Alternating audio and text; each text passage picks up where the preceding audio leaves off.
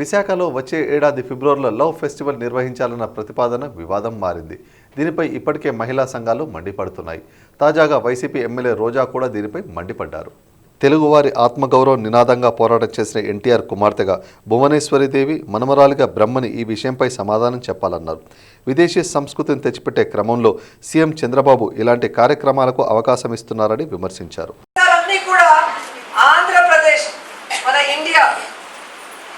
సంస్కృతి సాంప్రదాయాలకి మొగ్గు చూపి ఇక్కడికి వచ్చి అవి నేర్చుకొని పోతుంటే ఈ రోజు మన సంస్కృతి సాంప్రదాయాన్ని భ్రష్టు పట్టించే విధంగా ఈ కార్యక్రమం చేపడుతుంటే మరి వారితో ఇంకా బీజేపీ సోదరులు ఎలా కొనసాగుతున్నారని నేను అడుగుతున్నాను.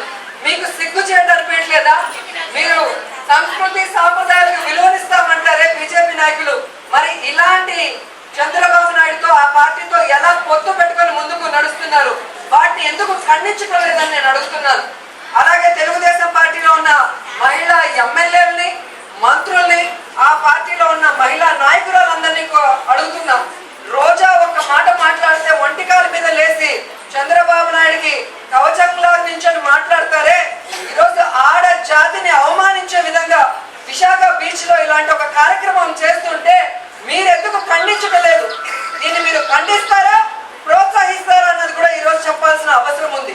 అండ్ ముఖ్యంగా తెలుగువాడి ఆత్మ గౌరవం కోసం ఢిల్లీతో పోరాడిన ఎన్టీ రామారావు గారి గురించి మనం విన్నాం.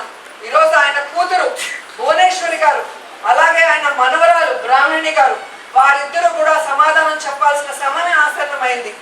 ఈరోజు మహిళా ఆత్మ గౌరవాన్ని కించపరిచే విధంగా ఈరోజు చంద్రబాబు నాయుడు ఈ విశాఖ బీచ్ లో బికినీలేసి ఏ విధంగా మందు ప్రయోగం చేసి మన సంస్కృతి సాంప్రదాయాలను భ్రష్టు పట్టిస్తుంటే ఆడజాతి గౌరవాన్ని కాపాడాల్సిన బాధ్యత భువనేశ్వరి గారి మీద కానీ, బ్రాహ్మణి